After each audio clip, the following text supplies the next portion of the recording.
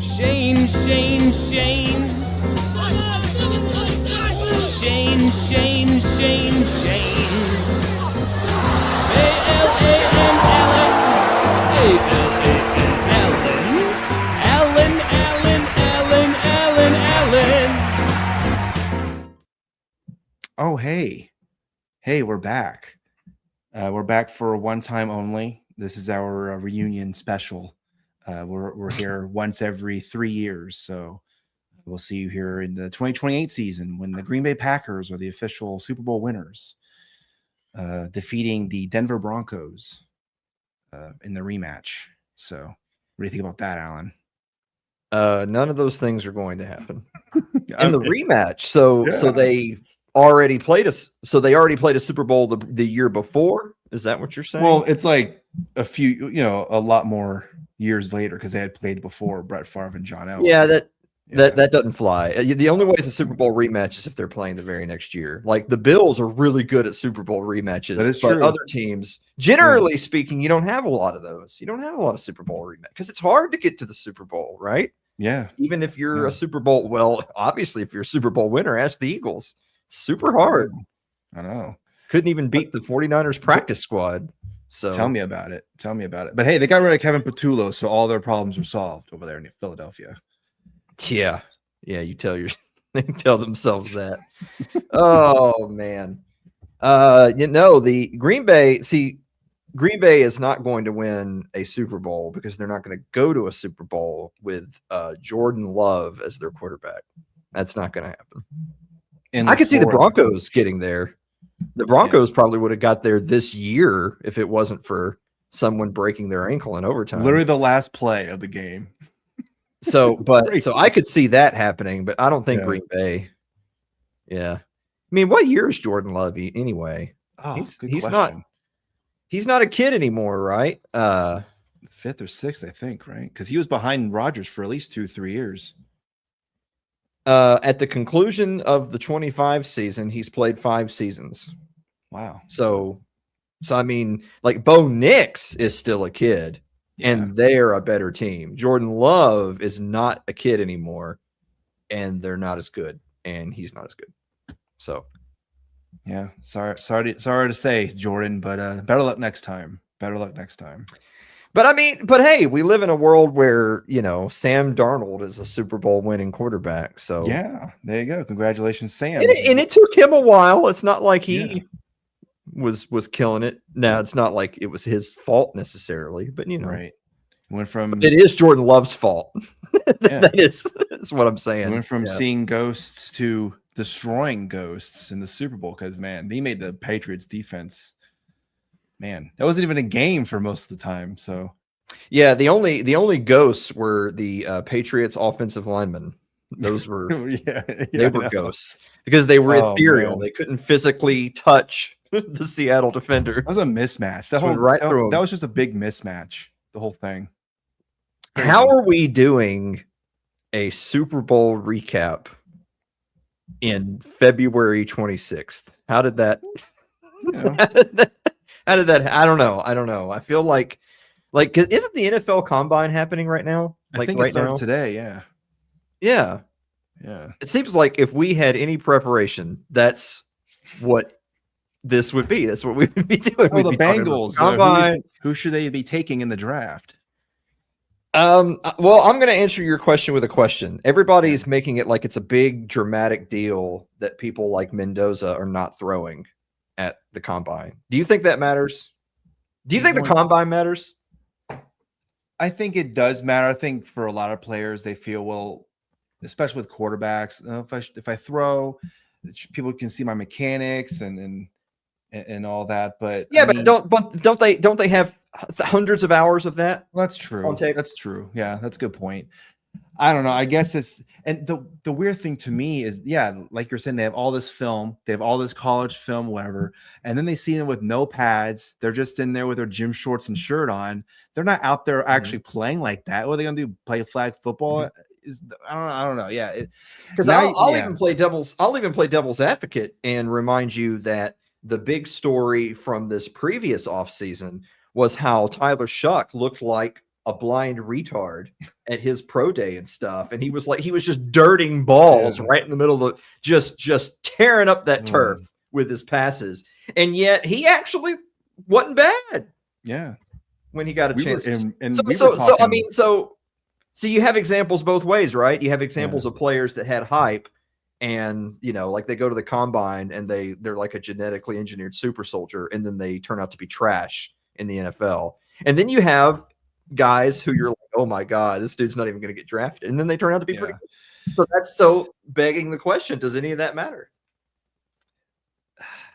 I mean, I guess it's for it's like going through the motions. I have to do this I guess I don't have to, but it looks good on me if I do it, But Mendoza, like you mentioned, Fernando Mendoza, he's going to be going number 1 overall anyway. So why even bother, So, yes, I could see the argument that if you are playing a position that the draft is lousy with that position, right? Like there's 60 safeties coming out, that are all projected, and you're a safety. So you're like, you know what? I better go, and I better put on a good show, and but I have a feeling that like the measurables are already in place, unless you got faster or stronger since, whatever December when your team lost the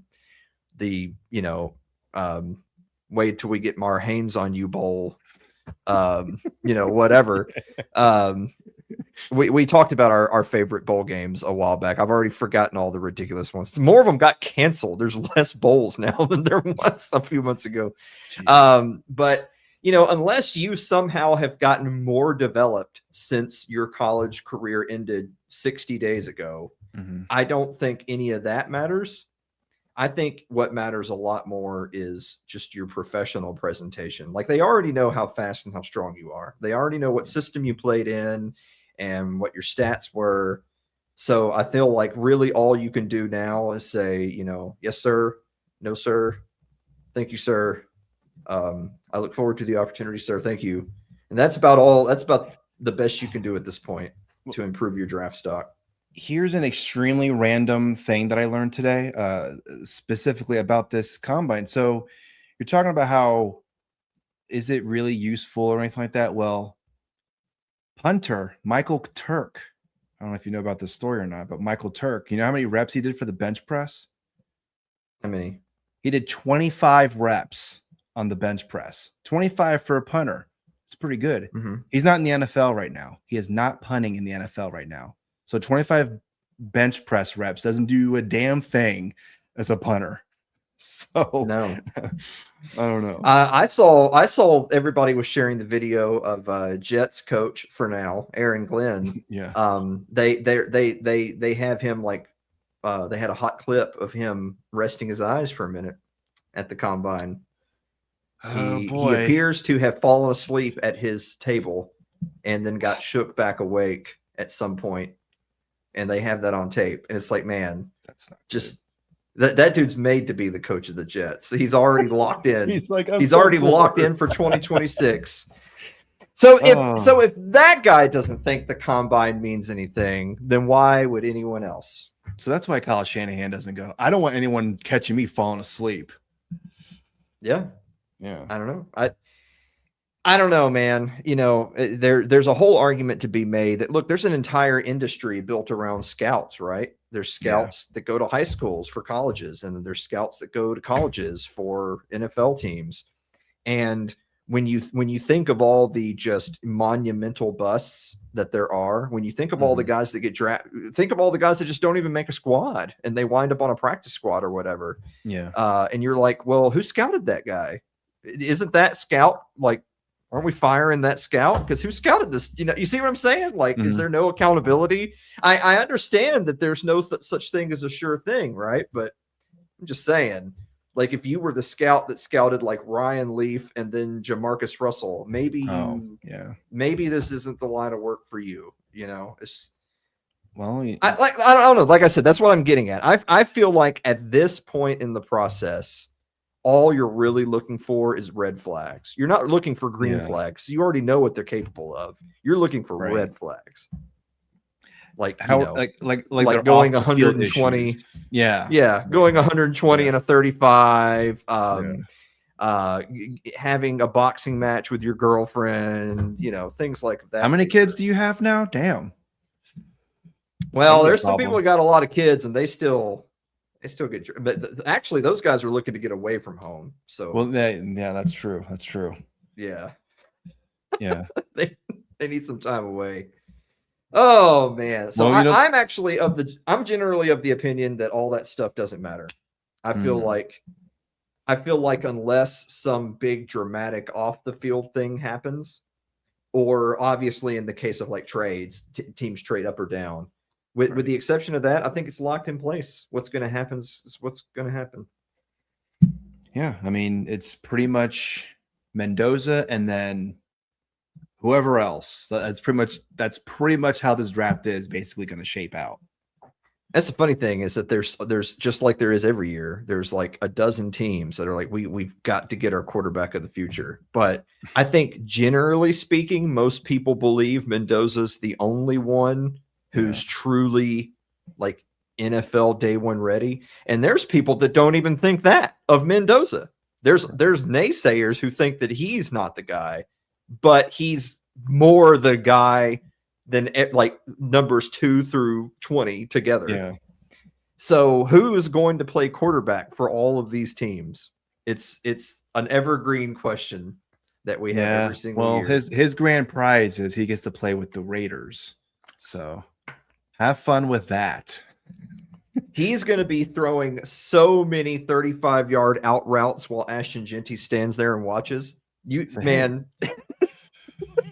Oh gosh. I mean, yeah, have fun with that. So yeah. So what?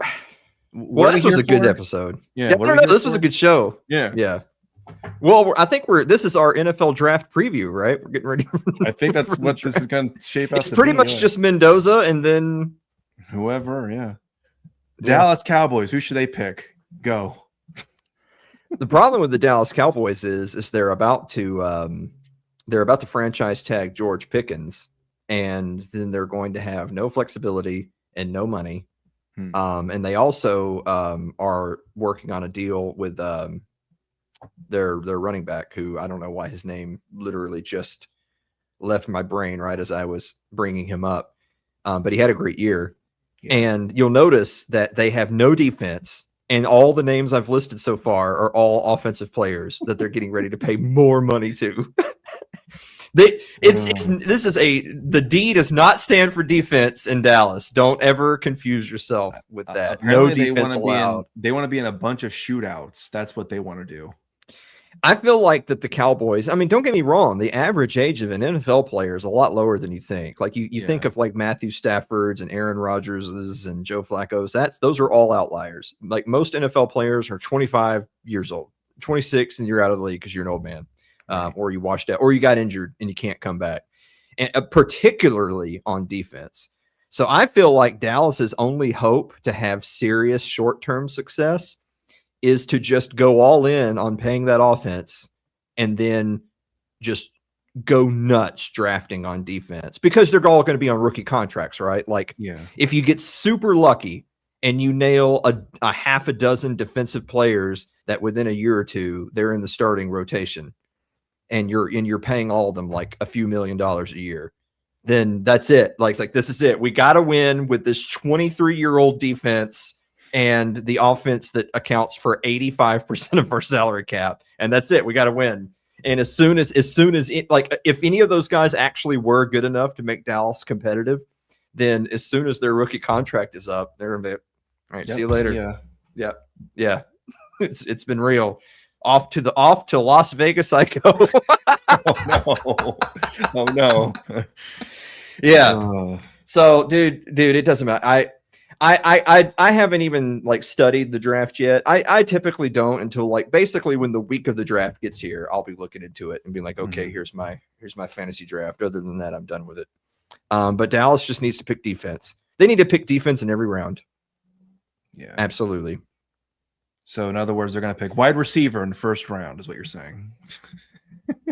Yeah, exactly. Over there in chat, like when you're paying to have like 2.5 number one wide receivers on your team to go along with everybody else, you just need your defense to be in the top 2/3 of the league.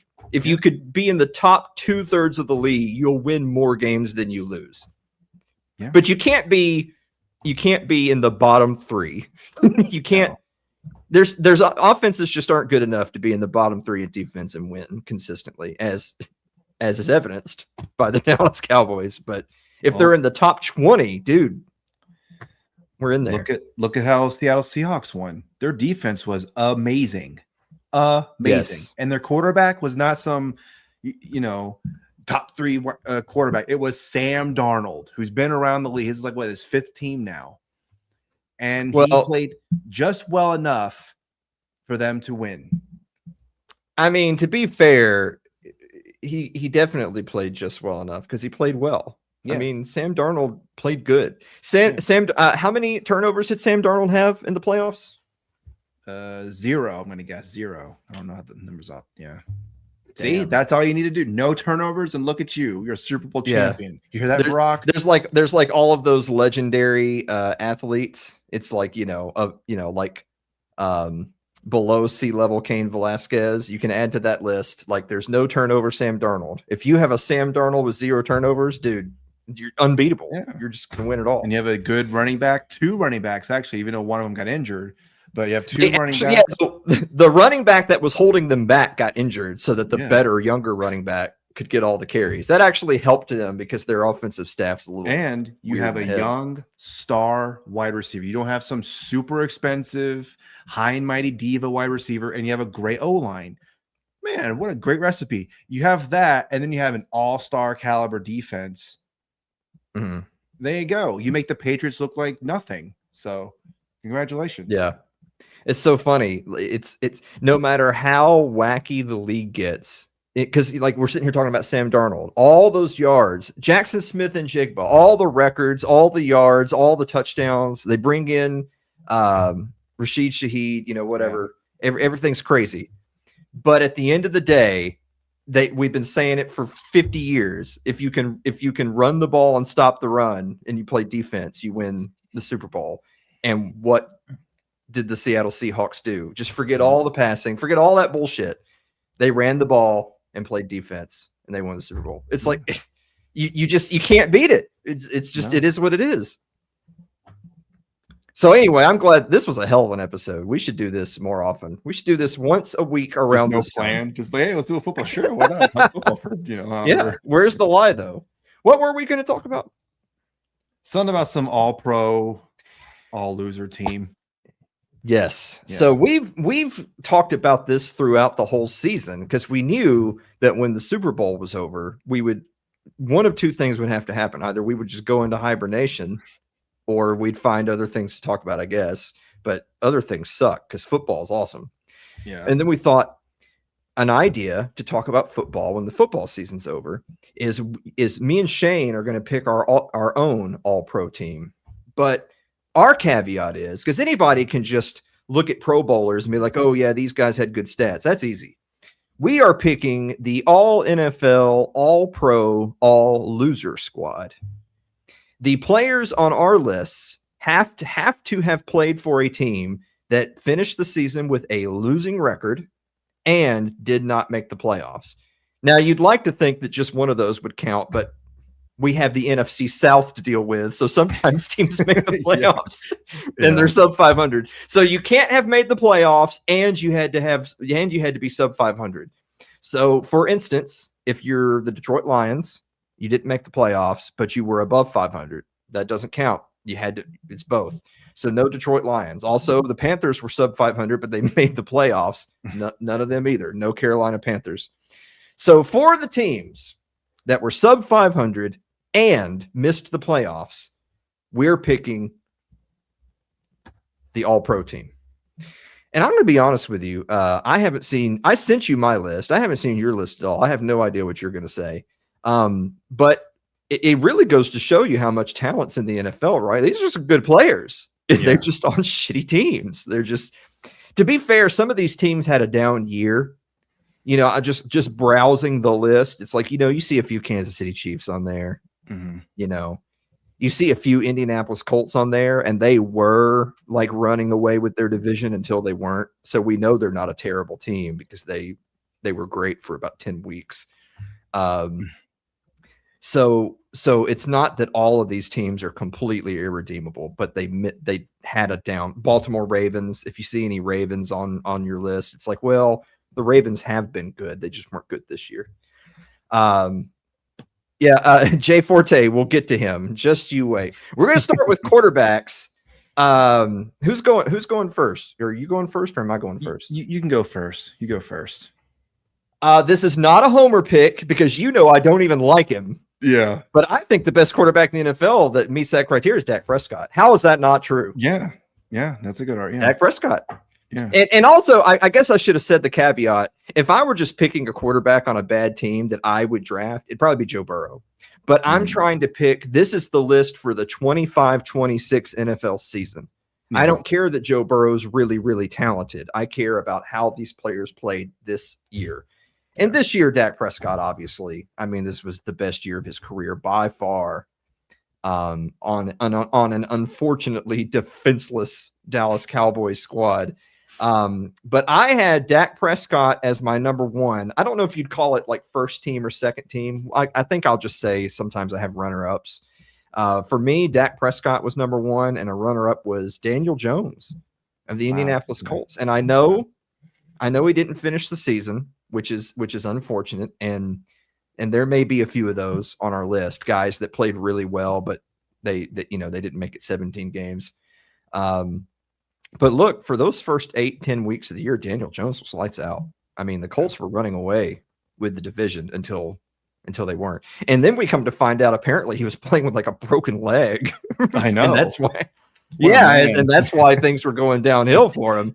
But that shouldn't discredit the fact that he definitely turned it around this season and proved that he's probably going to stick around in the NFL at least for a little while longer. But he's a distant second place for me to Dak Prescott. What do you think? Yeah, I mean, Dak Prescott's a great choice. Daniel Jones is another great choice. Now, I just want to go ahead and also say that there's probably going to be some overlap because some of the players, they're just too good. Like they have to be on your list. I don't know. Like it's just impossible. So I'm going to go ahead and actually with quarterback on my list, I'm going to start in the NFC South. I think Baker Mayfield, he was great. I mean, that first half of the season, especially, great. Then we know it crashed and burned at the end, but he's still really good. He's still playing a high caliber level. I like Baker Mayfield. So I definitely think he was number one for me. When you see how poorly the Buccaneers season ended, they lose something like 8 of their last 9 games or something ridiculous like that. It kind of goes to show you that it might be that the Bucs actually aren't a very good team. And it's when he's playing like, at an all-pro level, they can win. And if Baker is playing anything less than stellar, the Bucs lose. We don't know. It's kind of tough. I guess it's a matter of opinion. Are the Bucs actually good, but Baker blew it, or are actually the Bucs kind of terrible and Baker was carrying them? I actually kind of think it's that. I kind of think that Baker was carrying them, and then when he started to struggle, then it all fell apart. And when I say he struggled, he also was like had no offensive line. Everybody was hurt. No wide receivers. Everybody was hurt. So they started hot. And then as the injuries piled up, I know as 49ers fan, you wouldn't know anything about this, but as the injuries started to pile up, things got tougher and tougher on their quarterback. But I take it. I wouldn't take Baker over these guys, but I definitely think that like if you took Sam Darnold, you put him on the Seahawks, who just so happened to have great line, great defense, great running game, and oh look, you win the Super Bowl. I'm not necessarily here to start an argument about whether or not Baker Mayfield's better than Sam Darnold, but I think it's pretty obvious that you could take Baker Mayfield and put him on the Seahawks. They probably win some games. I mean, probably. Yeah. They're going to be a pretty good team. Yeah. Where's Jackson Smith and Jigba? That's right. Exactly. Yeah. Just throw it up in the air. He'll catch it somewhere. Yeah. Now here's a name that you probably won't agree with me. I don't think he was obviously the best. Is like the second choice, but out of the 4 that we're going to mention, he's probably the 4th best out of the 4. Okay. Jacoby Brissett was actually not that bad. He was pretty good this year. He was pretty good for what the team was around him. Not bad. 23 touchdowns and 8 interceptions on a Cardinals team that was just absolute dog water. Mhm. Not bad. Yeah. You know, I'll be honest with you. As your friend, I want to make fun of you for even saying the name Jacoby Brissett on this Yeah. program. But Yeah, I okay, actually looked at him. I actually looked at him when I was looking at my See? list because I thought, you know, if it's another one of those what ifs of if Kyler Murray had been cut in preseason and Jacoby Brissett played 17 weeks, I don't think the Cardinals would have been magically better Yeah. because he started all year, but he probably would have had a pretty good year.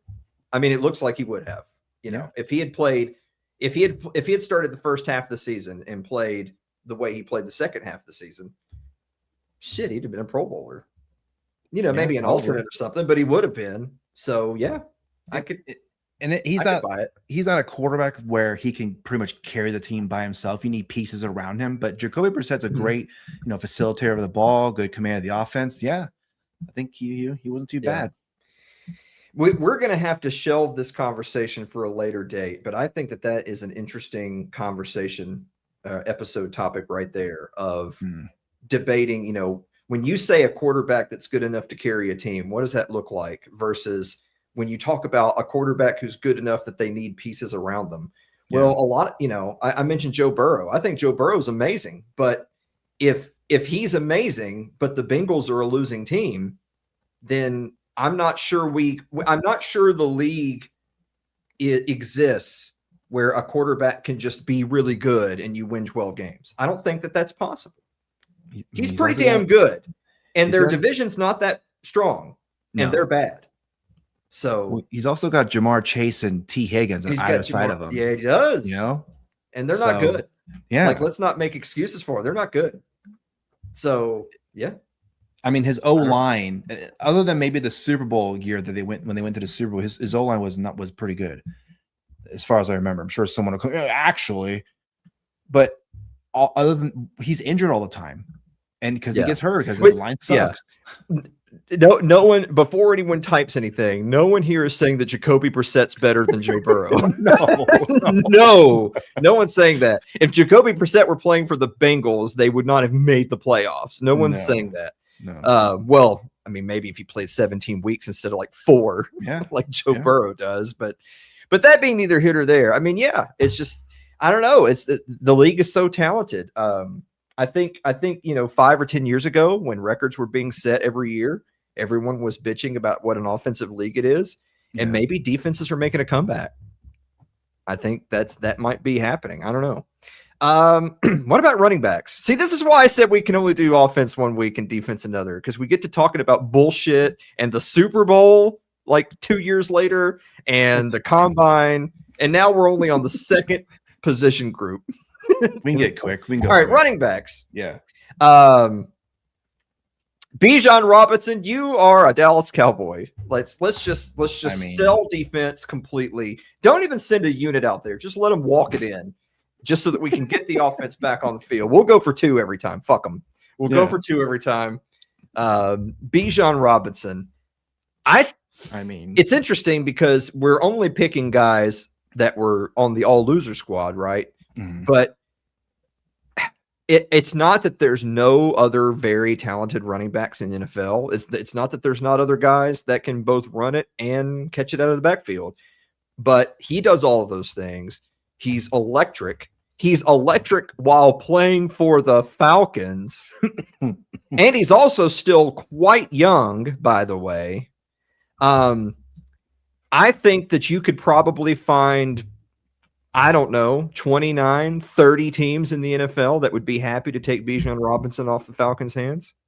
I mean, to me, he's that level of player that if the Falcons called your office and said, "Hey, don't tell anybody, but we're thinking about dumping Bijan," I think 30 teams would call him back.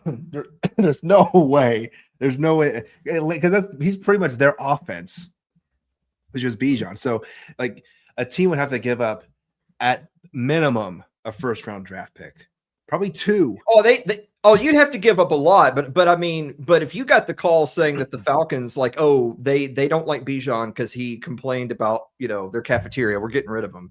You'd call to check. You'd call to check to see what the price is because he's that level of player. It wouldn't matter who's on your. It doesn't. I don't give a shit who's on your roster. You're calling just to see what the deal is. He's that level of guy. I do genuinely believe that.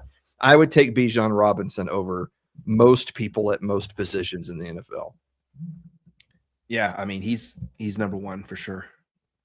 My runner up is the guy that I think most people felt was going to win the rushing title this year. It's the same team that was good until they weren't. But Jonathan Taylor, Indianapolis Colts. I think in terms of just a pure traditional between the tackles running back, Jonathan Taylor is probably the best running back in the NFL right now in that purview. Now, if you want a guy that can go run a 70-yard wheel route, you might need to call Bijan Robinson. Yeah. But if you need a guy that you're going to be like, hey, listen, Daniel Jones, like his legs broke or something, so we're actually going to have to give you 62 carries this game. Are you up for it? Jonathan Taylor could do it. Yeah, he'd be like, gotcha. We got it. It's interesting that in my number 2 slot for QB and running back, they're both Colts. But I mean, the week 9 Indianapolis Colts they were crushing it.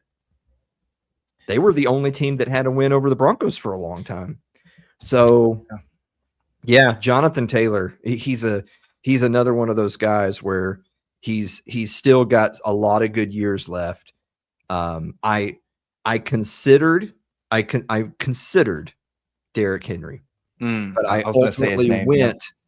But so I'll tell you why I went with. Don't get me wrong. If you're going to say Derrick Henry, I'll be like, no arguments for me. Yeah. I went with Jonathan Taylor because he's younger, more efficient, and doesn't fumble as much. Derrick Henry's had a little bit of yips in recent years. Yeah. So Bijan, Jonathan Taylor. Yeah, I mean, like I was saying, some overlap. I think Bijan, he's just an obvious choice there. But I'll name a couple. And you said Derrick Henry, he was going to be one I was going to name. But about Devon Achane from Miami Dolphins?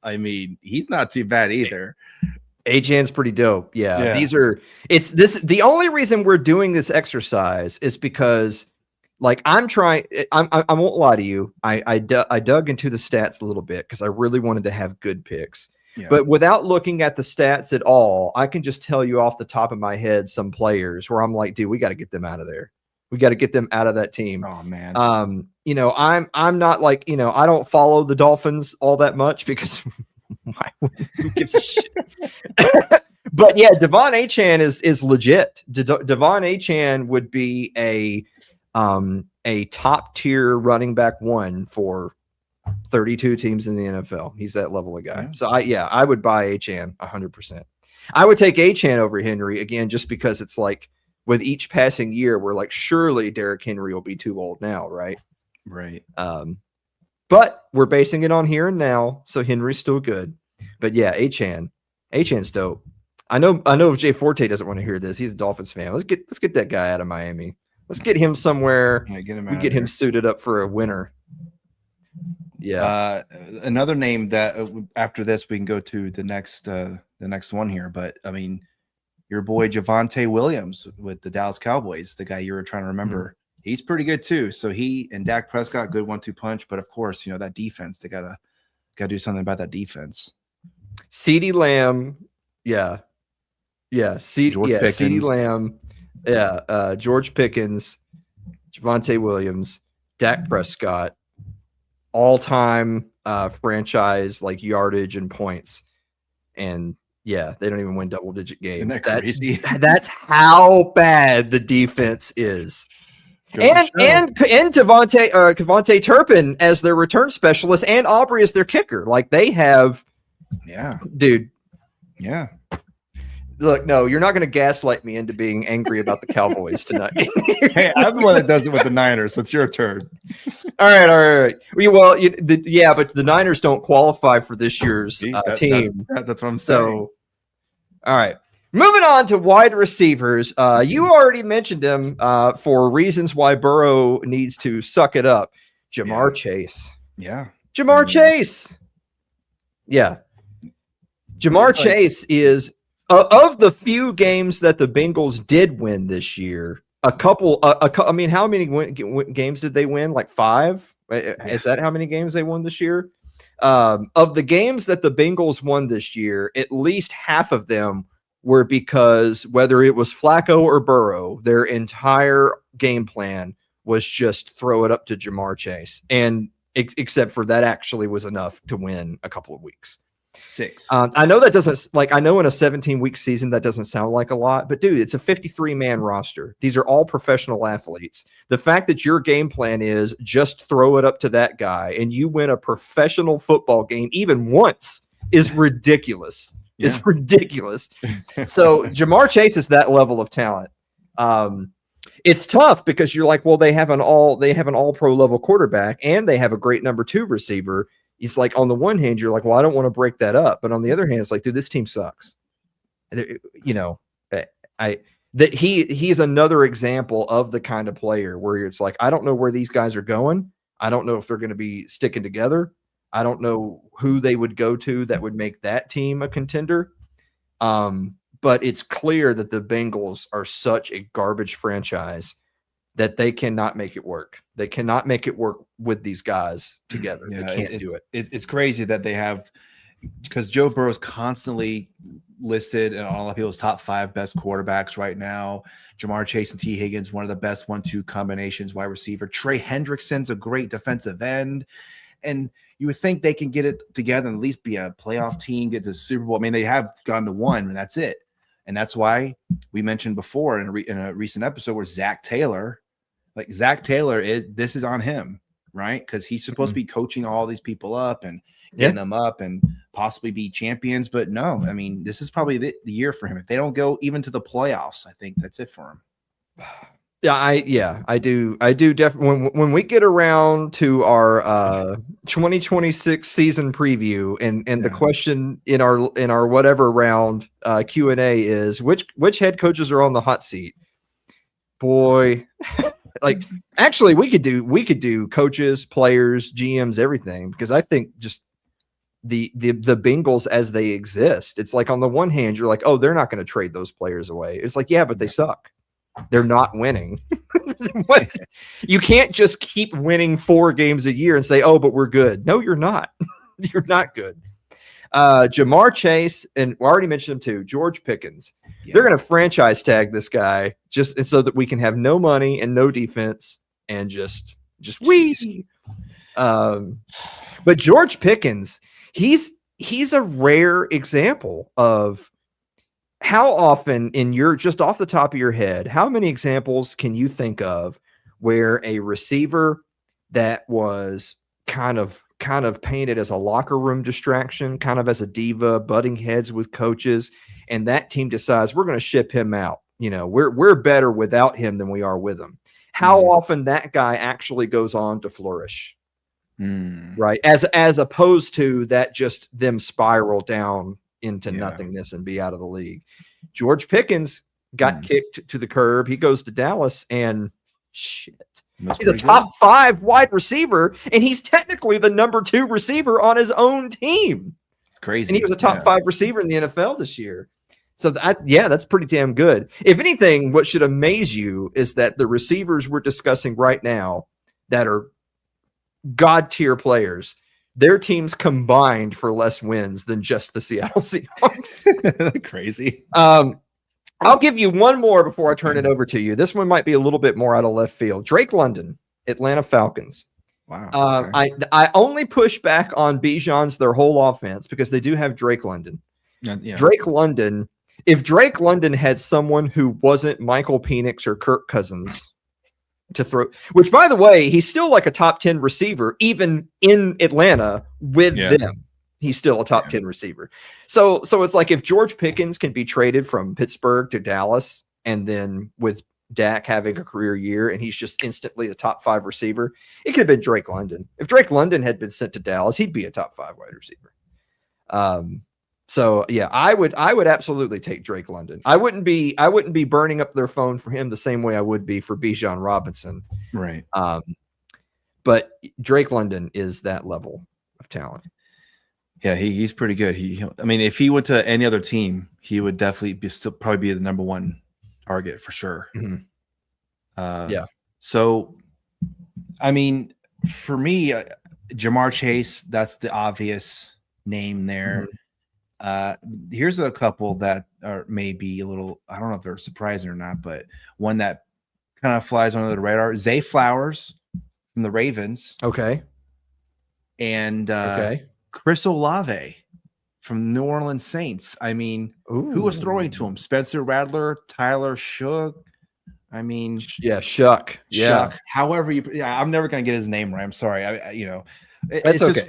It's funny though about Tyler is because I remember when we previewed him, or at least early on, we were doing these videos, whatever. We were talking some smack.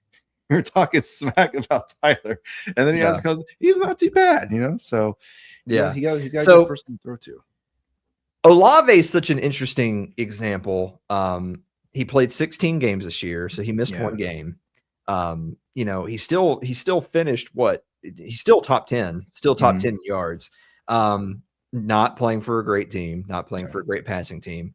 And also the Saints, he had more opportunity because the Saints gave up Rashid Shaheed to Seattle, which obviously paid off for Seattle. It's probably going to pay off for New Orleans too, because they're building for the future.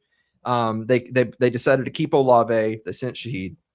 But it's kind of like pick your poison, right? On the one hand, that meant Olave was kind of moved up the depth chart in terms of you're the go-to guy down the field. On the other hand, it's that if the Saints are in a passing down, they're down 40, and you know that they're going to be throwing the ball.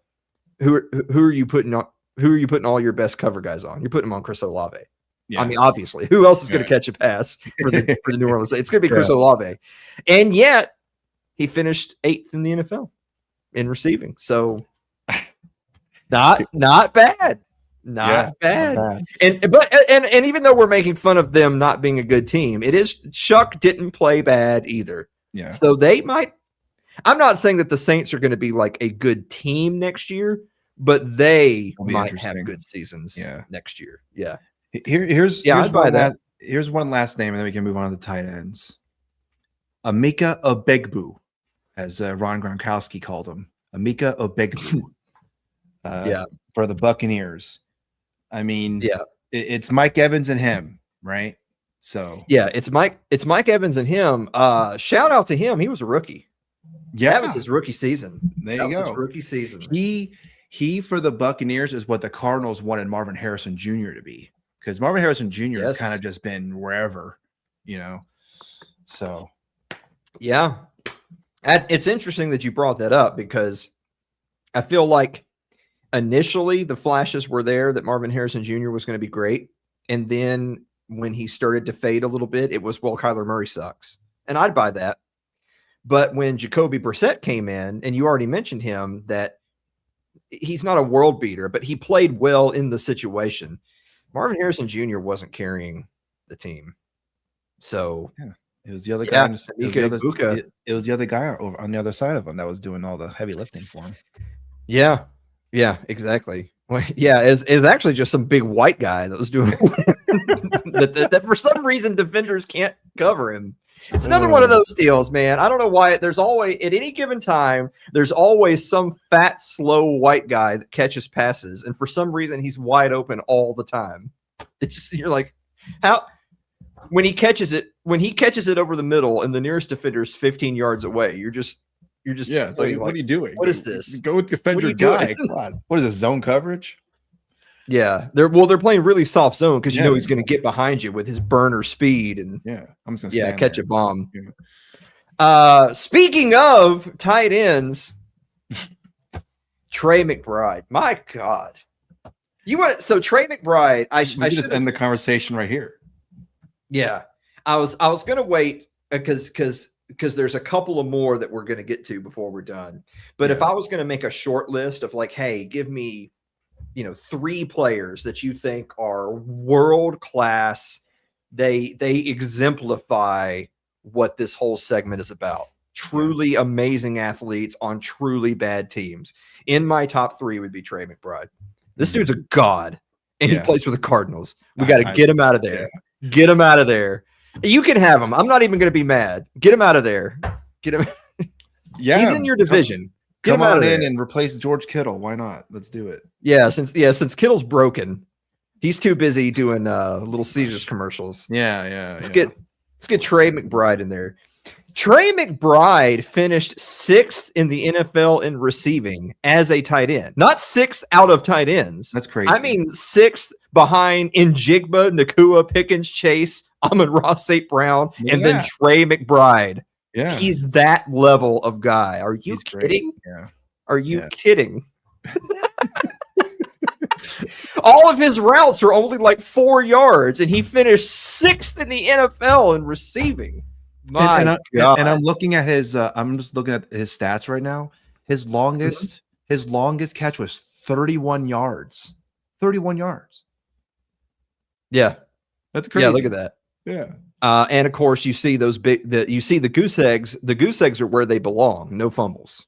Yeah. You know, So a lot of these guys who make these circus catches, who go over the middle, they tend to get the ball poked out. You know, Mhm. I'm looking at you, Zay Flowers, right there, right below him in the list.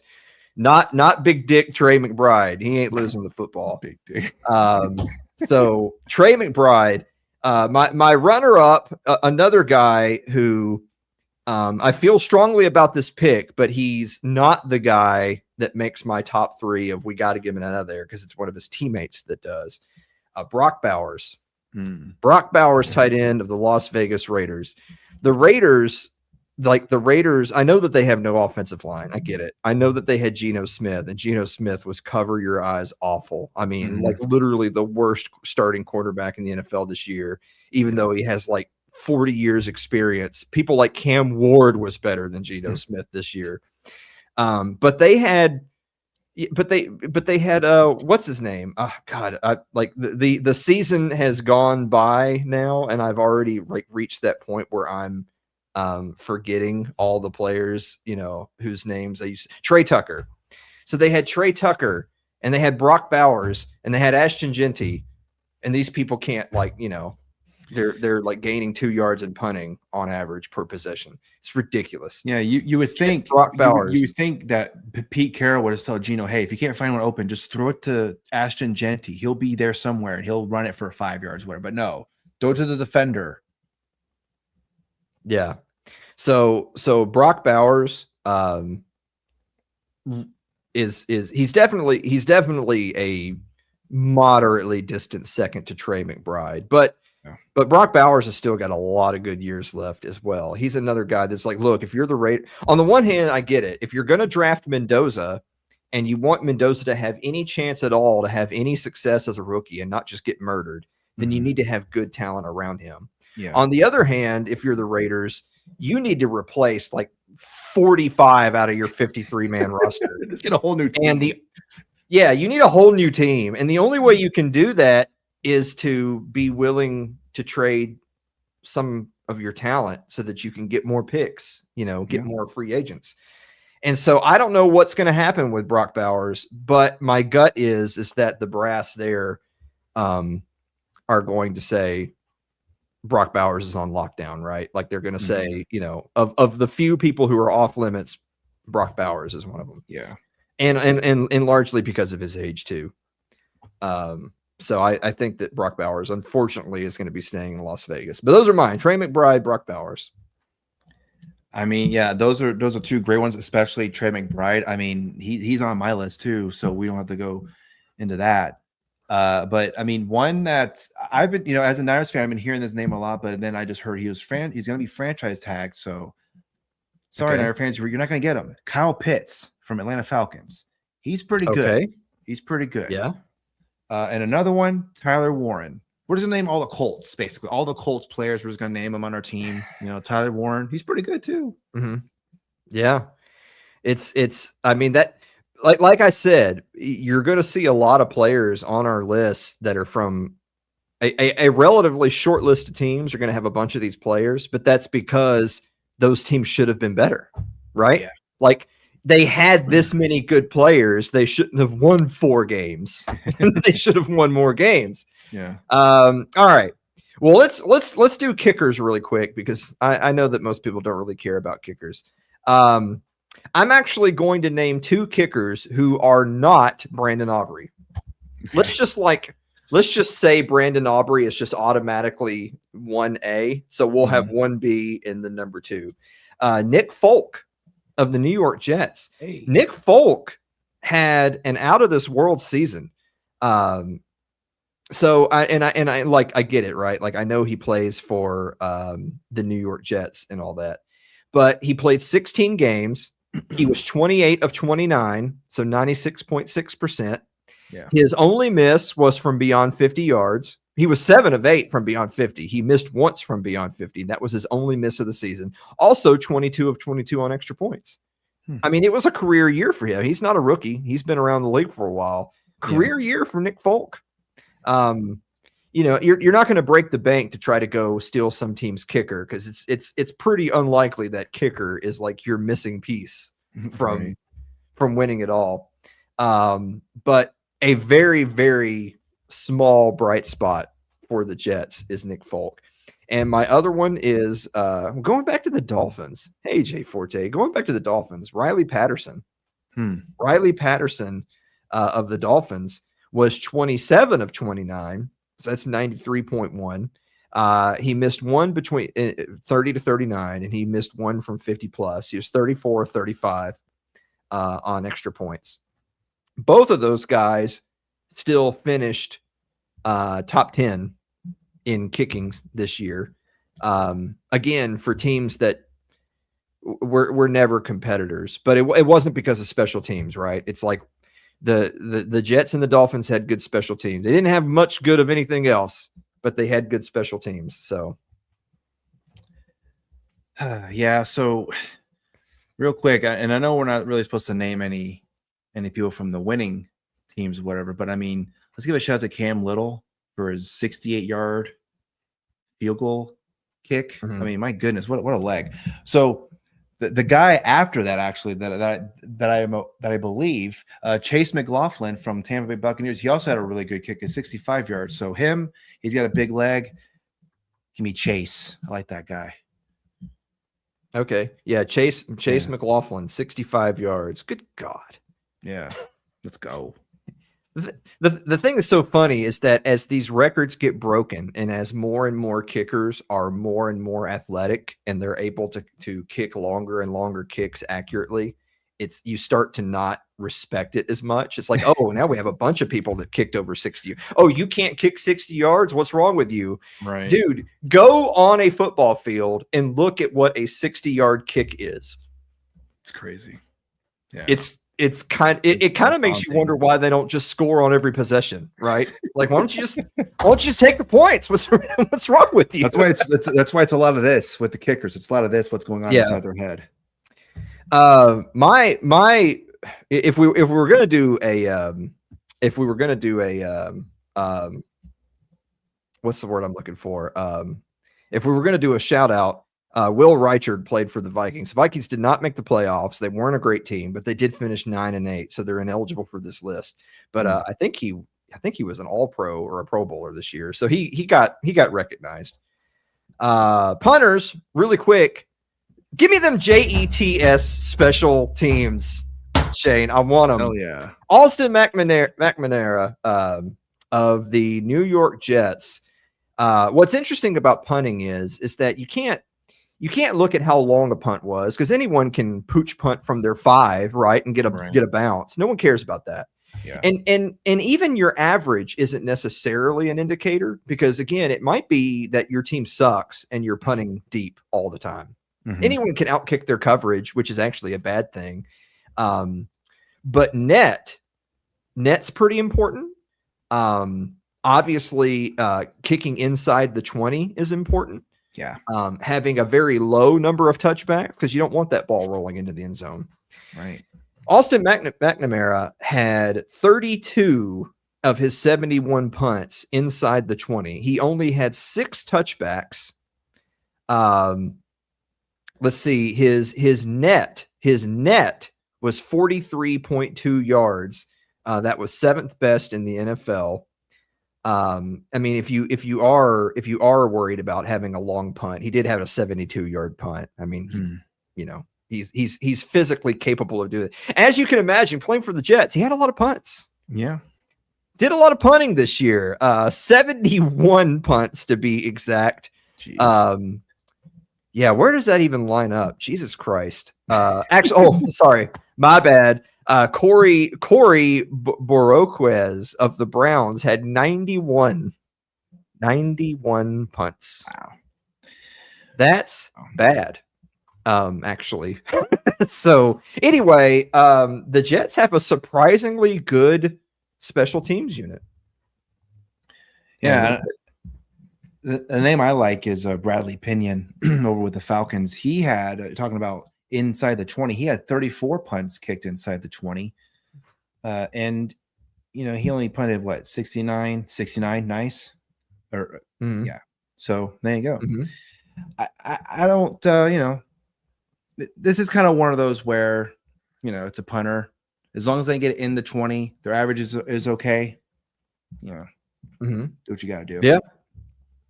Yeah. I mean, his net's 45. His net's over 40 yards, 40.6. Yeah. I mean, it's just another one of those situations where we're naming a lot of players from the same teams, which is probably why those teams need to fire everyone. Yeah. Because why are your players so good, but you're bad? Kick returners. This one's a little bit cheating. My number one is Chimeri Dyke, or DK, excuse me. It's spelled Dyke. It's DK for the Tennessee Titans. I think he actually was the All-Pro this year, or the I think he was the AFC Pro Bowler. So it's you know, it's not like it's a big mystery that he should get it. The Titans are a terrible team, but DK had a fantastic year returning kicks. He was second most in total yards, although that obviously is a little bit of a deceptive stat. You know, as far as long returns, he had a 71-yard return. He did return 2 punts for touchdowns as well. So he didn't just do kickoff returns; he also did punt returns. He returned 2 punts for touchdowns out of 23 attempts. His average punt return was 17.3 yards. That's pretty good. He flips the field back 17.3 yards on average when he receives a punt. That's pretty damn good. And then his average, if I can find it here really quick, his average for kick returns is 25.6. So like I said, that's probably, that might be cheating a little bit, because he did get recognized. He got recognized as an All-Pro this year. As a backup to him, Isaiah Williams of the New York Jets. Look at these guys' special teams. Actually, ironically enough, the number 1 and number 4 guys for kickoff return average both played for the Jets. You know how a lot of teams send back 2 guys? Yeah. Both of the Jets kick returners were in the top 4 for kick return average. Isaiah Williams is the one I picked because he was also their punt returner. He also returned 2 punts for touchdowns, a long of 78. And he also had an average of 14.1 yards per return to go along with his 30 yards per return average on kickoffs with a long of 83. So the Jets have got the special teams figured out. That's all I'm saying. I don't know how you build around special teams, but if anyone can do it, it's the Jets. Oh, maybe they should have hired John Harbaugh. He's a special teams coach, or was at least. Womp womp. Yeah. Well, I mean, he went to New York. That is true.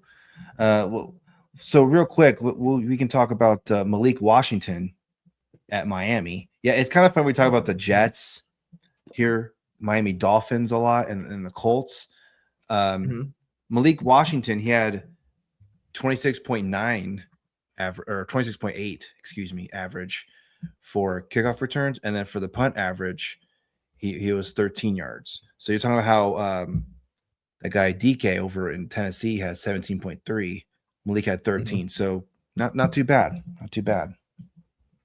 Yeah, I favor the guys that return kicks both ways, kickoff returns and punts, because it's Mhm. like, if you were going to be a team that was going to spend a premium on a special team starter, then they need to do both, right? Like they need to Yeah. play multiple positions. So I could definitely buy that. Real quick, offensive line. I'm not going to give you 2 or 3 options for every single position on the offensive line. To make it easier on us, I just did 1 center, 2 guards, 2 tackles. And I don't even give a shit if they play left or right. I just did 1 center, 2 guards, 2 tackles. My center is Creed Humphrey of the Kansas City Chiefs, who I believe was also the AFC Pro Bowler this year for the Kansas City Chiefs. We haven't mentioned the Chiefs a ton. We didn't even list Patrick Mahomes as one of our quarterbacks, even though he would have been eligible this year. Mhm. But this year, statistically, he wasn't as good Yeah. as these other guys that we've been talking about. So Creed Humphrey, Kansas City Chiefs. Also, Kansas City Chiefs, Trey Smith. Trey Smith, who is a Vol for life, by the way. Trey Smith is just a monster of a man who's been helping to anchor their line now for a number of years. It kind of makes you wonder. It's like, well, if you had that strong of a line, then what the hell's going on in Kansas City? And the answer is, I don't really know. They kind of fell off. My other guard is Quentin Nelson of the Indianapolis Colts. When the Colts were on their tear, I mean, you heard Nelson's name being called all the time because that's just where so many Jonathan Taylor runs were going the direction of, was Quentin Nelson. Right.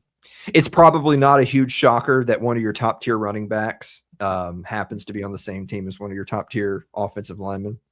Offensive tackles, Tristan Wirfs of the Tampa Bay Buccaneers. Yeah, we talked all season about how the Buccaneers had so many injuries and their line, those people shifted positions so much throughout the year.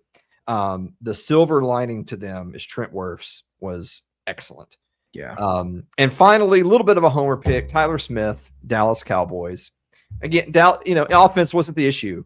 Could their offensive line be better? Everyone's offensive line could be better. But when you throw for that many yards, when you score that many points, but you also are able to have about, like a top 5 running back as well as a passing game, you probably have a pretty good offensive line. So Tyler Smith, Dallas Cowboys. Yeah, I kind of went with just like one unit, I think, to kind of correlate this whole thing here for the offensive line. I mean, when you have Phillip Rivers, who's just a grandpa, who's basically a statue, and as far as I remember, I don't think he got hit and sacked all that much. That offensive line over there in Indianapolis is pretty good. Quentin Nelson is great over there. So, I mean, I'm giving it to the Colts. I think their offensive line is great, and all they need to do is, figure out that quarterback position. Anthony Richardson's not the answer. Obviously, Phillip Rivers is retired again. Daniel Jones, we'll see what happens with him if he comes back healthy. So, yeah.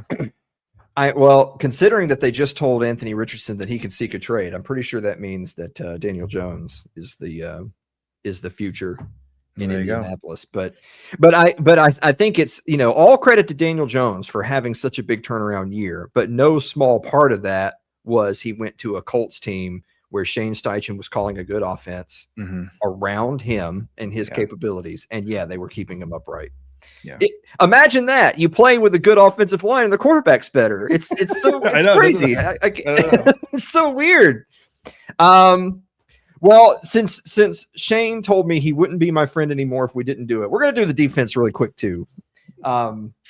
But again, I'm doing just like one unit as opposed to a whole bunch of extra guys. Yeah. Defensive line. We're going to start with the defensive ends.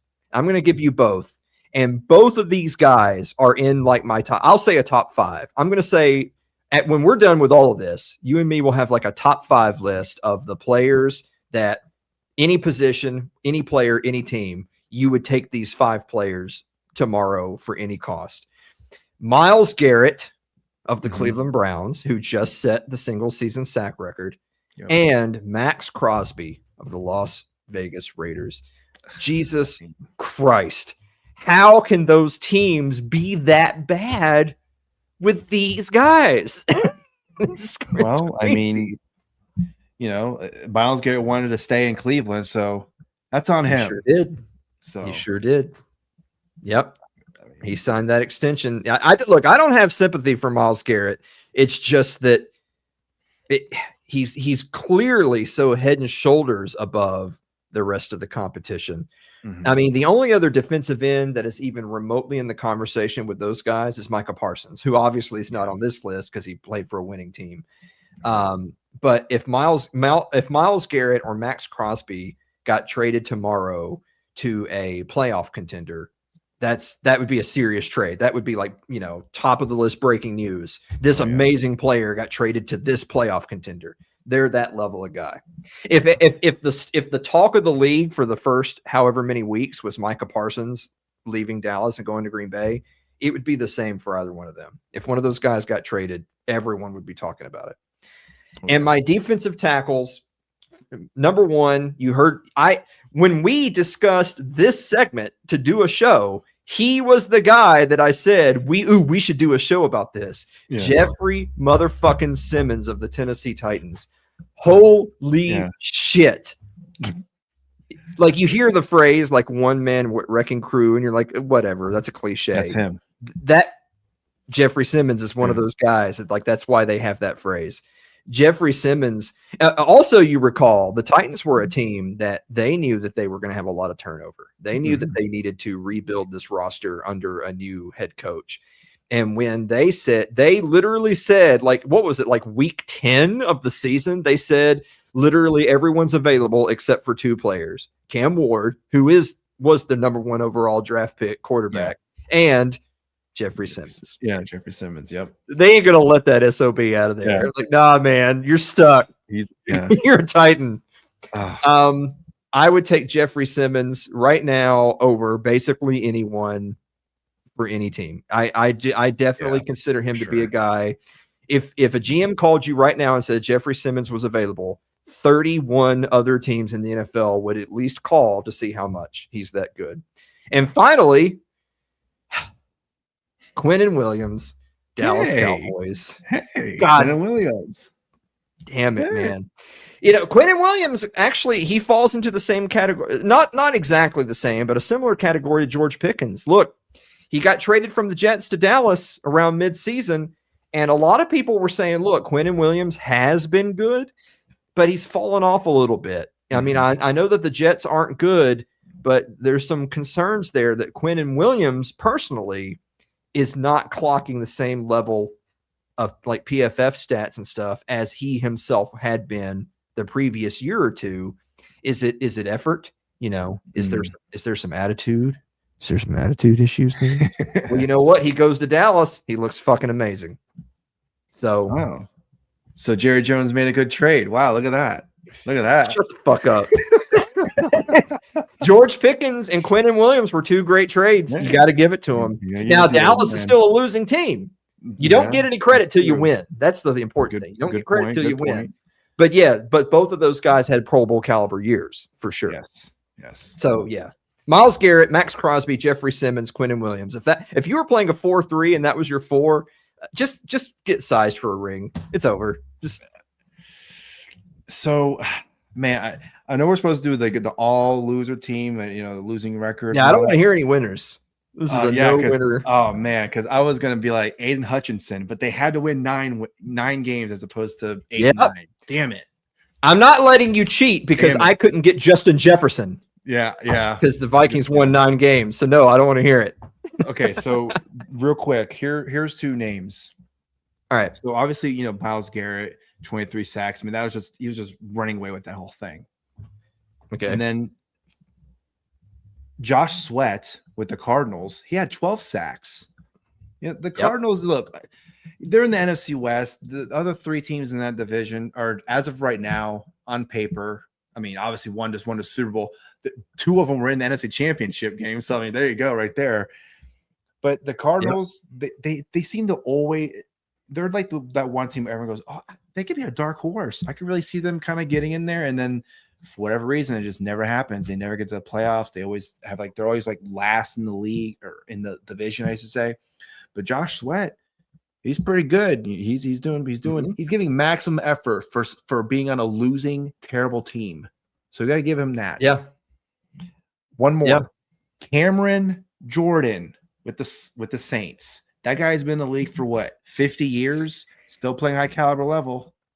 Yeah, I don't know if our buddy Lyle is here watching or not. I haven't seen him in chat, but Lyle is a lifelong Saints enjoyer / sufferer.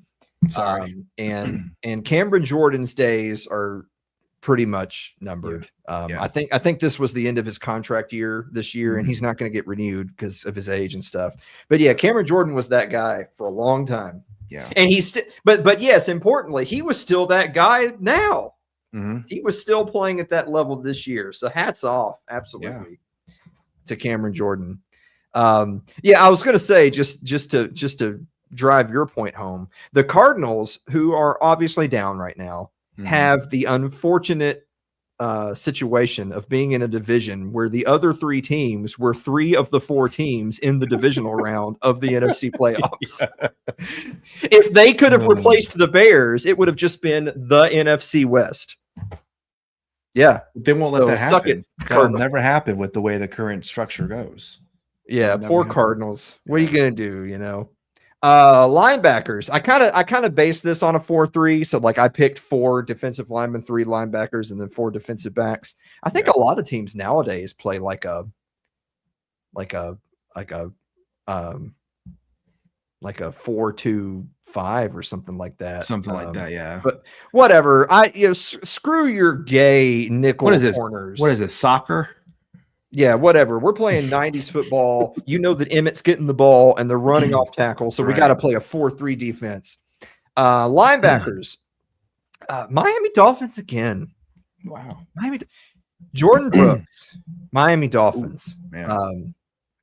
I'll also say Roquan Smith of the Ravens, which that's a name. That's another one where if the Ravens hadn't had a catastrophically bad season, Roquan Smith would never qualify for the all loser list because he's great. He's great every year. It's because they were so bad this year that we hypothetically for our loser team we get to get Roquan Smith. And finally, kind of my more black sheep of the list, Brian Burns of the New York Giants. Yeah. Brian Burns. I looked this up earlier when I was looking at him. Brian Burns, which he's kind of sized more as a defensive end. He plays that role a lot, but he is listed as an outside linebacker because I think they play a 3-4. So he's listed as an outside linebacker. He had 16.5 sacks at linebacker. Yeah. Hey, holy shit.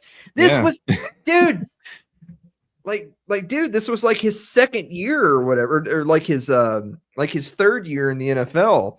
Outside linebacker for the Giants.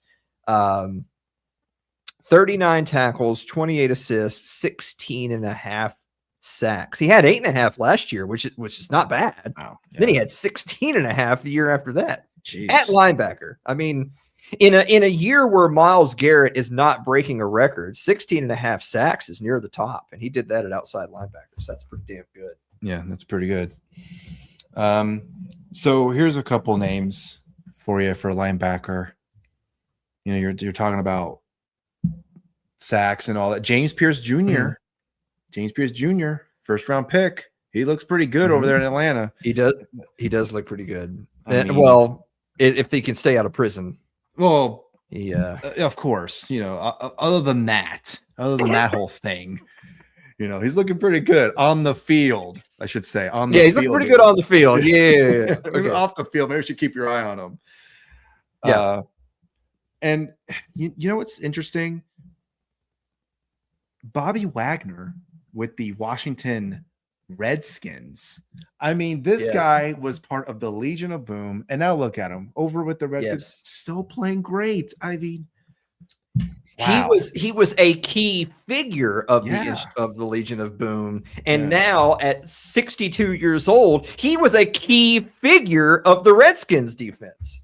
Yes, isn't that crazy to even think about? Like, because you think of some of those other guys that were on that team, you think of like like Richard Sherman, for instance. Everyone would mention Richard Sherman. It's like, dude, Richard Sherman has been washed out of the league for how many years already at this point? And Bobby Wagner, he doesn't play a finesse position. No. That dude's getting dirty every play. And defenses are still going around where Bobby Wagner is on the field at his age, at his number of years, at that position. So, here's another name for you. Devin White with the Las Vegas Raiders. He had 95 tackles. He's number 3 in the league. So, Devin White, keep it going over there. Well, he had to do a lot of tackling for them. He did. He did have to do a lot of tackling. That's true. Yeah, he definitely did. That's why it's so funny. Almost every single year, one of the Titans are near the top of the league in tackles. And it's like, on the one hand, they must be a good defender. On the other hand, they get lots of opportunities. Yeah. They're on defense a lot. Yeah. All right. Last one. And then we're going to wrap up here. Defensive backs. So I did the same thing for defensive backs. I just did corner, safety. We're going to keep it easy. We're playing cover 2 around here, guys. We're doing corner, safety. Doing our cornerbacks. Look, no one said the Browns defense sucked. Denzel Ward. Denzel Ward, cornerback, Cleveland Browns. He's arguably top 3 shutdown corners in this current generation in the NFL, which again makes you wonder, how does this team win like 5 games when you have Denzel Ward Island, no one can throw over here, and on this corner, this guy sacks every 3rd play, and you can't win a game. Yeah. Denzel Ward, Cleveland Browns, and finally, same division, DJ Turner, Cincinnati Bengals on the other side. Both of those teams that can't win double-digit games, can't even come close to sniffing double-digit game wins with that level of defender in the backfield. And staying in the division again, cheating a little bit because we know the Ravens ought to be better than this. Yeah. Kyle Hamilton. Safety, Kyle Hamilton of the Ravens. This is another guy that, because the Ravens were so bad, Kyle Hamilton might be top 3 safety in the NFL of everyone. I mean, even if you included the Pro Bowlers and the All Pros and the winners and the playoff teams, he might be top 3 safety in the NFL. But all the more reason when you got a top 3 guy out of position, especially safety, and you can't win like 6 games. It's like, Jesus Christ, what's going on? What's going on with this team? And finally, last one, Atlanta Falcons again. Yeah. I think we only picked like a quarter of the teams in the NFL and just players from those teams. I mean, Jesse Bates of the Atlanta Falcons is my other safety.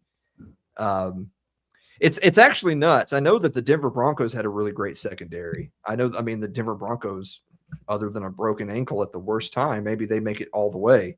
Yeah. But I mean, those guys, you look at those teams those guys play for. I mean, what if you count postseason wins, do those teams combine for as many wins as the Seahawks? I'm not even sure if they do, all 4 of them.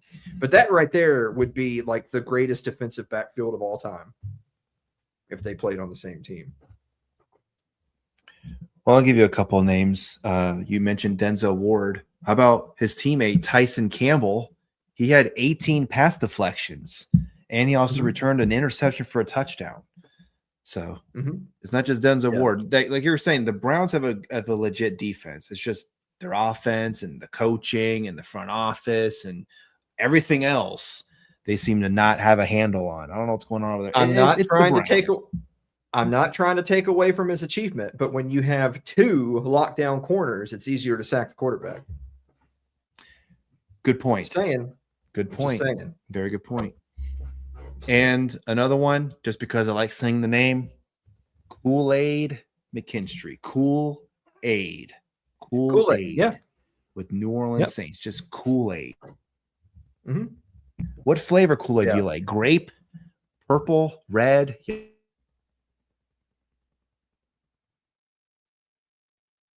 That's my flavor while we wait for Shane to rejoin the stream. Oh, red. There you go. Yeah. Yeah. Red. Good old red. Red 40. Yeah, I know, right? In my defense, yeah, this isn't even Kool-Aid. I just drink the Red 40. I just drink it straight. So anyway, Jeez. this actually is Deer Park water, but I get those little squirt little, bottles, you know. I don't want to get sidetracked because it's time to wrap this show up. I just want to say the squirt bottle flavor that you can squirt into bottles of water, it's 0 sugar, 0 calories. But it tastes exactly like cherry Kool-Aid, which obviously begs the question, how bad of a cancer am I getting? Well, I guess we'll see when you get at 50 and get your physical and your inside exam, whatever it's called. We'll see if you got any. First of all, I'm just going to die. Second of all, I'm not going to be 50. I'm not even going to be 40, Shane. Remember? Oh, that's right. Yeah, that's right. 39.99999 angel. But anyway, I don't want to get sidetracked. Listen. Yeah. This has actually been a really interesting show to me because I don't think a single one, like none of our picks were a reach. These are great players who had great seasons for awful teams. Like the Ravens did finish 8-9. Like, okay, you know, they play an uneven number of games this year, so they were a half a game under 500. You know, most of these teams were not a half a game under 500. Most of these teams were bad teams that you knew weeks and weeks ago were out of it. Like they were eliminated long before it was made official. And yet these are amazing players. So I will say really quickly. So we teased it. We'll real quick. We'll do a top 5. The top 5 players that if you could just wave a magic wand and get them out of there, get them off of that team and onto a contender, who would it be? I'm going to say Bijan Robinson, Trey McBride. Yep. Max Crosby. No. I am also going to say Myles Garrett, though as we've said, I kind of don't really have a lot of sympathy for him. Yeah. I will say in fact, you know what? I won't take him. We won't take Myles Garrett for the reasons we said. So Trey McBride, Bijan Robinson, Max Crosby, Jeffrey Simmons. Get him out of Tennessee, Jeffrey Simmons. And I think for my 5th, I'll make it easy on myself. For my 5th, I'll just take Jamar Chase. Wow. He might be the best receiver in the NFL anyway, but he plays for a bad team. Yeah. So that's my 5, that if I could wave a magic wand and they could go to contenders, it'd be them. Jeez. Yeah, I mean, Trey McBride, I mean, he's God, he gets to play with the Cardinals. My goodness. If he got like a really good, like, I know we talked about how Jacoby Brissett was good this year and Kyler Murray has shown flashes, but he's not the guy. If he had like a legit quarterback, oh my God. I mean, the stats that he gets now with just mediocre quarterbacks, I can't even imagine what it would be like if he had like a Joe Burrow who could stay healthy, throwing to him all the time. Holy crap. He'd probably lead the league in receiving. That's how good he'd be. Yeah. And my, honorable, I'll say Myles Garrett is an honorable mention, but he signed the contract. And I'll say honorable mention Joe Burrow. Joe Burrow didn't have a great year this year, but we know if Joe Burrow was healthy for 17 weeks and played for any of the teams in the playoffs, they're like the Vegas favorite. Mm-hmm. If Joe Burrow got traded to any of the teams who were in the playoffs this year, right now, they would be catapulted up to a Vegas favorite to win the Super Bowl next year. Yeah. Yeah. I mean, and Bijan Robinson, I like that one. Yeah. Jamar Chase, of course.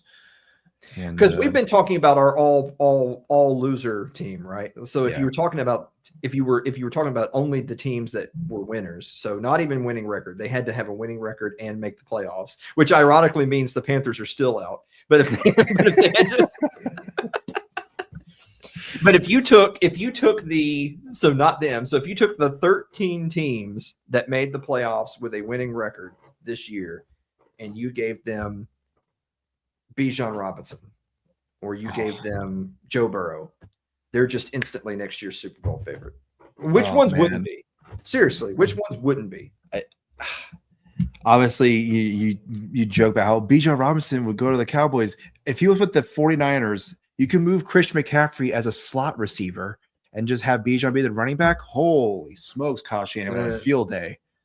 No. If Bijan Robinson were a 49er, you would move Christian McCaffrey to the parking lot. He wouldn't be on the roster anymore. He had a great year. Yeah. And it was a bounce back year because he has struggled with injury and stuff. But running backs don't magically get younger. If Bijan Robinson went to the 49ers, they would be trading or releasing Christian McCaffrey. That's what would be happening. If the salary cap didn't mean anything, right? Yeah. Oh, trust me. If they're getting Bijan Robinson, obviously they're going to be paying everything they've got. Oh, I mean, Bijan Robinson ain't going nowhere cheap. Who else is there? They don't have no wide receivers now. Juwan Jang's most likely gone. Ricky Pierce. You got Bijan Robinson. He's going to be catching a lot of passes. Well, Brock Purdy can only throw a ball like 10 yards, so he's going to be throwing a lot of checkdowns. You have Bijan Robinson and Demarcus Robinson. Hey, there you go. The Robinson family. There you go. Mm-hmm. Perfect. Yeah.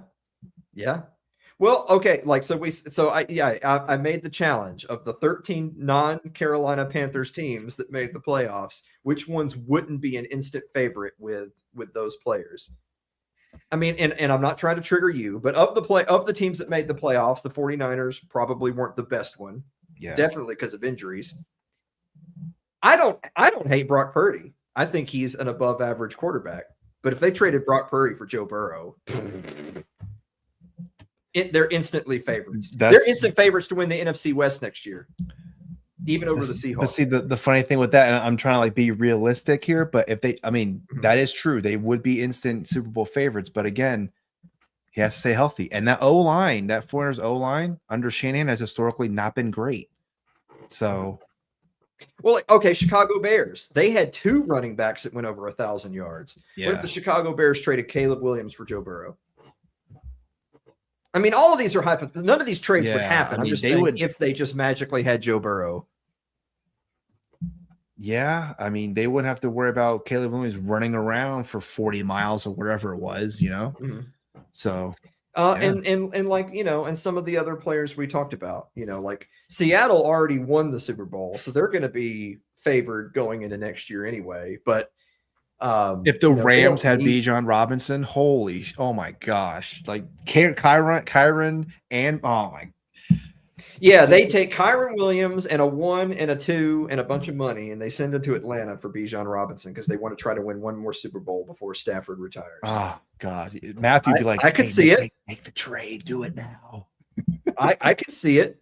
It would be another one of those where it's like, well, you're selling yourself out for this one run, and that then as soon as that run is over, you're going to be like, no picks, no money, no quarterback because Stafford would retire. But it'd be worth it if you won, right? Or Jamar Chase. They did it before. You can trade for Jamar Chase and Devontae Adams. Oh, well, Jamar Chase. You mean Jamar Chase and Puka Nacua? Oh no. But the Devontae Adams is there too, right? He's with the Rams. Yeah, but he's nothing compared to Puka Nacua. Well, he was 8 years ago. He was. But Puka Nacua did a little thing on a video that everyone was offended by, and he had to apologize. So yeah. Well, it's like I'm sitting here just trying to think of the playoff teams, which of those teams would not be serious contenders? Like we joked all year about how if you don't like the Jaguars being near the top, quit losing to the Jaguars. What if the Jaguars had Bijan Robinson? Or the other side of the ball. What if the Jaguars had Max Crosby and Myles Garrett? What if their defense was that stacked to go along with a improving offense? Man, yeah. Look how much the Jaguars improved just over the back half of this season. With what's his name? With Parker Washington catching passes. Now, imagine if they have Jamar Chase. You give Trevor Lawrence Jamar Chase. Has Trevor Lawrence ever had a top tier wide receiver in his whole career? Not that I can think of. I mean, maybe Brian Thomas Jr. is about as close as he got, but I mean, he's not as good as Jamar Chase right now, for sure. Yeah. And they already said that Travis Hunter, which A, doesn't matter, and B, they're saying that he's going to be focused on defense going forward. Jeez. So So or much for that Jacoby whole thing. Myers. They traded for Jacoby Myers, and they definitely saw a notable improvement in their offensive consistency. It's like, okay, if all it took for the Jaguars to become a serious contender was to get Jacoby Myers to catch some passes, give him Jamar Chase. How much better are the Jaguars? Oh man. Then Liam Cohn have every right to punch Robert Sala in the mouth every time he saw him. Yeah. Or tight end for that matter. Brenton Strange is by Jaguars standards like the best tight end they've had in a long time. Give him Trey McBride. Let Trevor Lawrence have Trey McBride to throw. Come How on. much, are the Jaguars Stop. a serious Super Bowl contender? Maybe. They would definitely be in the top 5 for sure, like at least. And we're talking about the Jaguars. The Jaguars. What about the Packers? The Packers were like barely in it.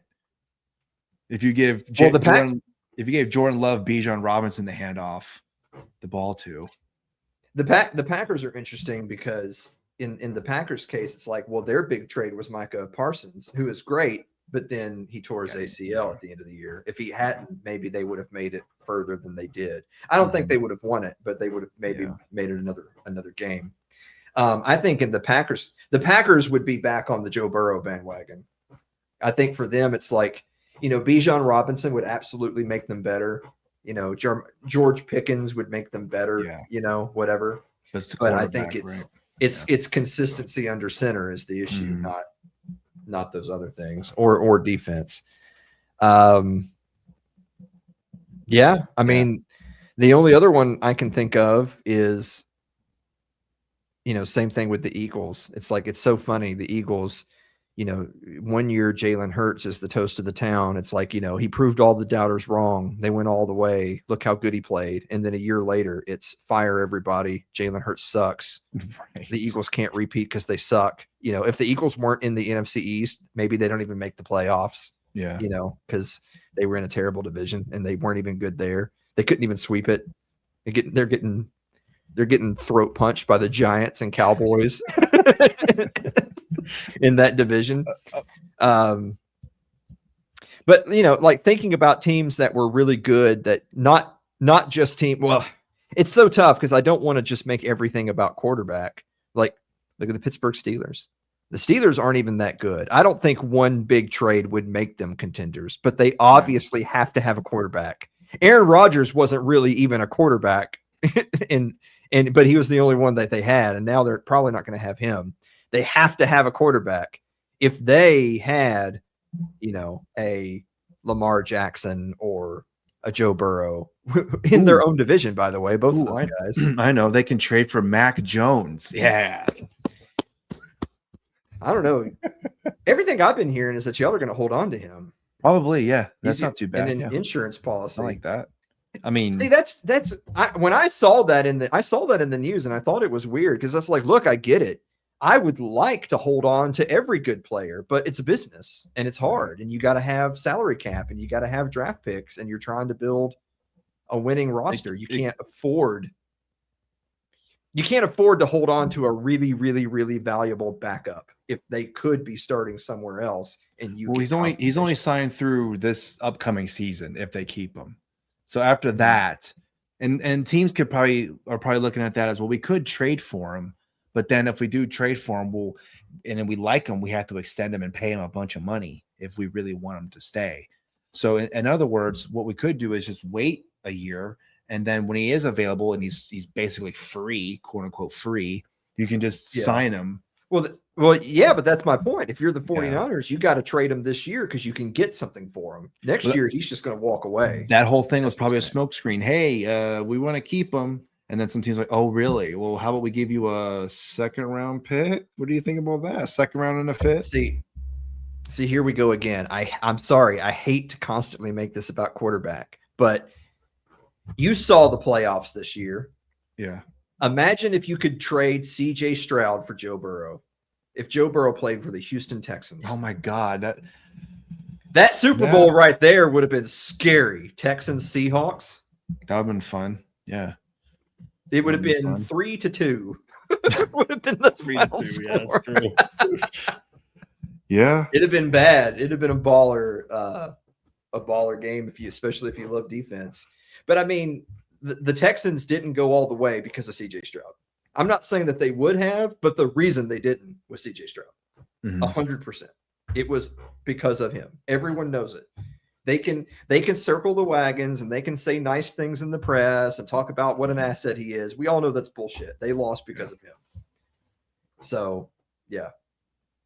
I don't know. I'm trying to think of examples of it's not all just quarterback, but damn if it ain't all just I quarterback. mean, it's quarterback is probably the most important position in the NFL. So if you Okay, Bills. All right. I'll shut up on this one. The Bills.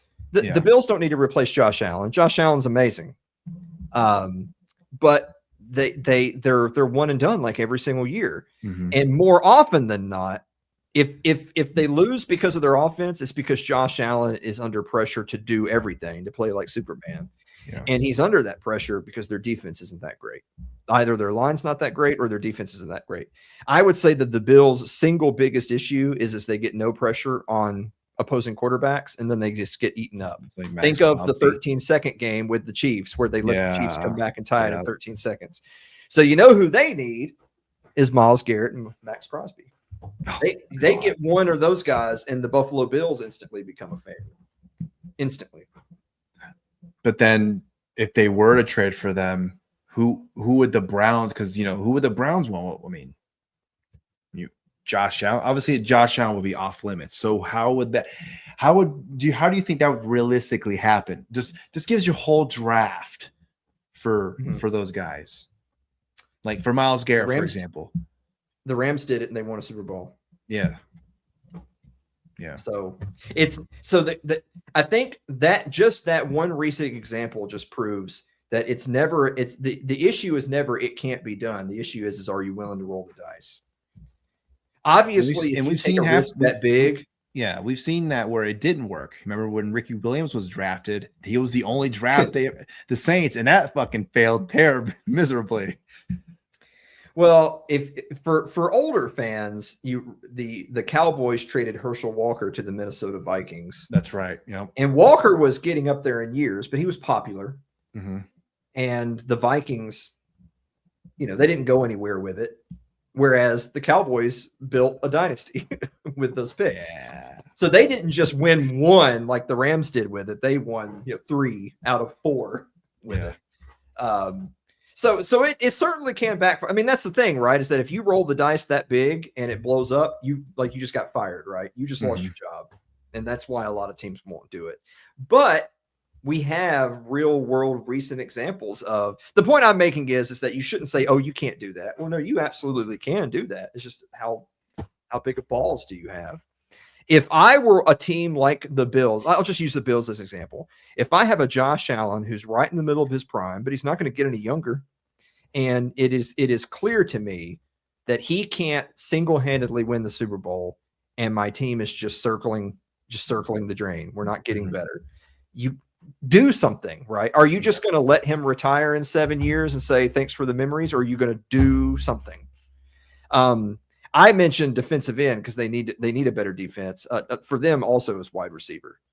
Yeah. Like what's his name? The Bills receiver, Khalil Shakir. Isn't that his name? Yeah, Khalil Shakir. I like Khalil Shakir. I think he's a good receiver, but he's a glorified slot receiver for a good team.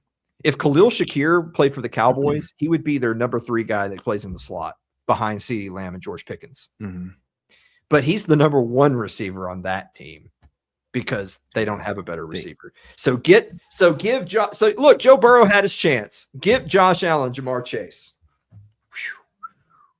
Yeah, that would definitely amp things up, because he can sling it. So that'd be pretty good.